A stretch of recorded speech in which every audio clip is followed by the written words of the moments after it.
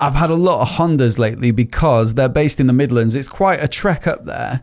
So I don't want to be riding up there and back and then a week later going up there and back and, basically going to and from the Midlands, like 2.5 hours pretty much to get there. What's wrong with the Midlands? No, it's a long way to go. It's the distance, it's not the place. Because I don't really sightsee when I'm there. I literally go and get a bike and then get straight on the motorway and come back. So it just makes sense if when I'm dropping a bike, I pick another one up. So we started with the Goldwing. Then I had the Africa Twin, which I just picked up as we were recording the last episode of the podcast. We mentioned the Africa Twin. Yeah. So I had plenty of time on that. I've done decent amount of riding on that, actually. Got out into Kent, did some off-roading. Did you see that picture? Did I send it to you? No, you didn't send me an off-roading It had been raining for a week, and I wanted to go out and off-road on it. Yeah. There's a decent bit of green laning in like a bird reserve in Kent, just on the Thames estuary. And I waited for a dry day. It literally stopped raining about, 5 o'clock that morning, and I got there at about 10. Right. So I'm going to show you the picture. Pretty sodden. And a little bit lively. This is not the most interesting thing to listen to, but if you've seen on my Instagram, there you go. I rode down there. Oh, nice. It's just a series of puddles, but that went on for like a mile. It was super weird. They were all really perfectly sized. Yeah. That's incredible. I got very wet in the boots, flooded in. I love that. When you just put your foot down, you can feel it. Yeah, it was very cold on the legs and shins on the motorway on the way back. Yeah, so I did that, and then plenty of time riding on it, plenty of little motorway blasts, and obviously had to ride it back there and brought it down. Yeah. So I got a good feel for it. I'd say it's a cracking bike. One thing about it is the motor is just like awesome. 1100, so it's 100 horsepower. Parallel twin. It's got the same 270 crank that almost all parallel twins have now, but it's just punchy. Well, it's really punchy. It sounds great. I'd also say it was surprisingly good on the motorway, given that it didn't really have any wind protection. I actually don't mind that kind of full-on wind blast. I think it varies for me. It doesn't really put me off because that's all I've ever really owned. But depending on what position you're doing it in and how much of a kind of fairing, it's got a little bit of a screen on that, right? So not much. It kind of pushes it up. Okay. But I'd rather have a screen that was like too low, than something right in the middle. Like it's either got to be a high screen or a low screen. But I hate the ones like right in the middle where it's just like... No, I've done that. I was ducking my head down on my Honda. When I first started riding, I was like, just see what the sort of airflow is like. And if you get in that slipstream, it's a nightmare. So that was good. The off-roading was good. The town riding was good as well. I'd say it's quite a big, tall bike. Power's good. But I didn't really... I think maybe my overarching feeling after taking it back was... maybe that just it was a bit expensive in terms of spec. Yeah. So did you warm to it though? I mean, like character-wise it's great. I like the engine, like I say. I like the looks. Like if you look at that bike, it looks cool. It's like a big rally bike type thing. Engine was great. But I suppose it's in that kind of funny price point. Well, I've theorized on this quite a lot. I'm trying to sort of steer myself towards what I'm about to say, which is the Tiger 900. The range topping model is 13 grand.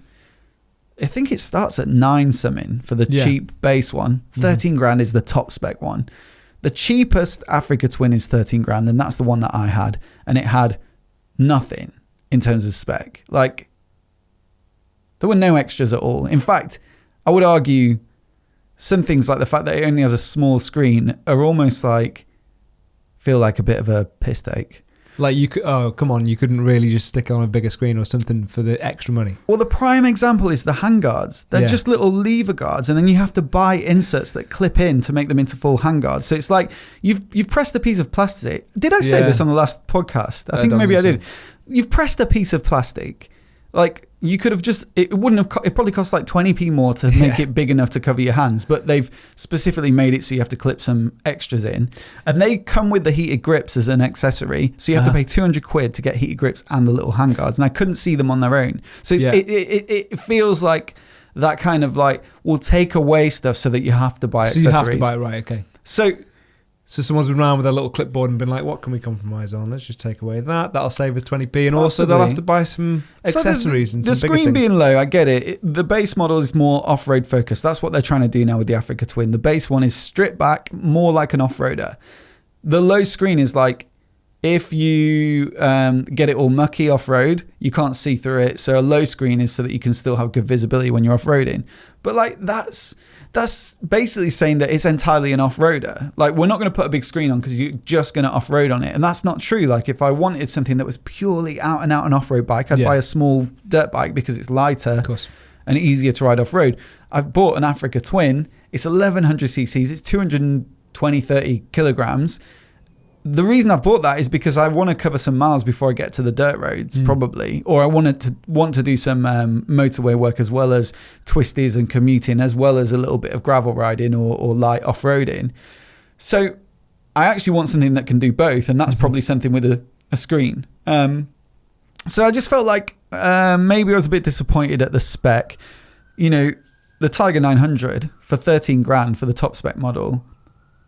You get crash bars, heated grips, heated seats front and rear, quick shifter, peripheral lights. The screen's adjustable. You can slam it down when you're off-roading, single hand, and then just pull it back up when you're on the motorway. And it's good enough. You can get a deflector as an accessory for the top, but like it's good enough to like do a bit of motorway riding. Yeah.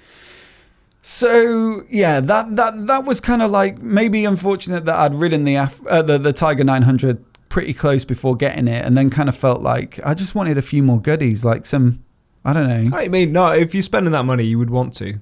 Yeah.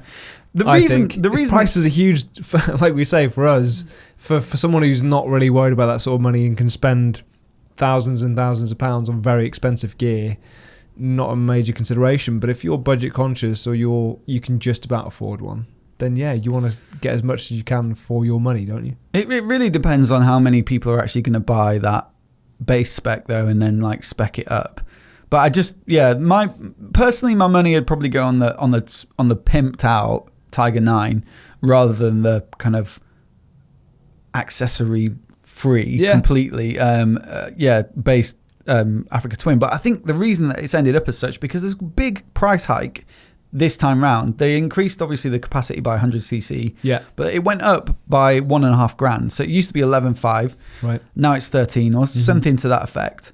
And I think there's a really specific reason for this.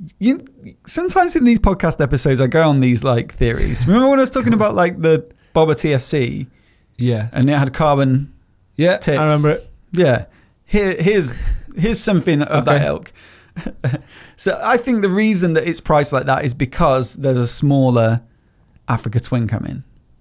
Okay. So the Africa Twin's always been in a weird middle ground. It used to be 1000cc. So you had the Tiger 800 and bikes of that nature. And then 200cc's bigger, you had the Africa Twin. And then 200cc's bigger than that, you had the GS. Right. So like, what's the Africa Twin in that world? It's not a middleweight and it's not a full size. It's this kind of like weird middle ground, right? The Tiger 800 has gone up to 900cc's. This has gone up to 1100 and the GS is 1250 now. Right. So actually, I think Honda, given that it's 200cc's bigger than the Tiger, but 150cc's smaller than the GS, I think they've priced it because it's closer in size and capacity and certainly adventure sport in capability to the GS. They're seeing it as, and the GS starts at 13.5 grand with no spec. Fair enough. So I think that's what's happening there is they're like, this is a big adventure bike. It's a big tourer. It's whereas a lot of people still think of it as a middleweight. Right. No, that makes sense. Yeah.